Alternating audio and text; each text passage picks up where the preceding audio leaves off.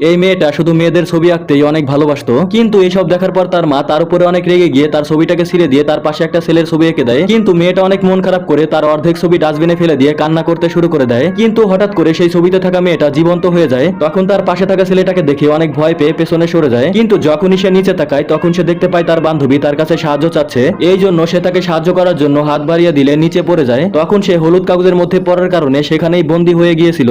এই জন্য একটা মেয়ে তাকে সাহায্য করার জন্য পোস্টারের ভেতর থেকে বের হয়ে তাকে তরোয়াল দিয়ে নিজের কাছে নিয়ে যায়। এরপর সে তার বান্ধবীকে সাহায্য করার জন্য অনেকগুলো পেন্টিং এর ভেতর দিয়ে লাফিয়ে লাফিয়ে যেতে শুরু করে দেয়। কিন্তু তখনই আসল মেয়েটা ঘুম থেকে উঠে জানালাটা খুলে দেয়, যার ফলে বাইরে থেকে প্রচন্ড বাতাস আসার ফলে সেই মেয়েটা উঠতে শুরু করে দেয়। কিন্তু তখনই একটা পান্ডা তাকে বাঁচিয়ে দেয়। তখন সেই আসল মেয়েটা দেখতে পায় তার আঁকা ছবি জীবন্ত হয়ে গিয়েছে। তখনই হঠাৎ করে সে উপর থেকে নিচে পড়তে শুরু করে, কিন্তু তার বান্ধবী তাকে ধরে ফেলার কারণে তার জীবন বেঁচে গিয়েছিল। এরপর সে খুশি হয়ে তার বান্ধবীকে জড়িয়ে ধরে, আর সেই মেয়েটা তার মায়ের আঁকা ছবি ফেলে দিয়ে সেই মেয়ে দুইটার ছবি লাগিয়ে রাখে। যাওয়ার আগে তুমি ছবি আঁকতে পছন্দ করো কিনা তা কমেন্ট করতে ভুলো না।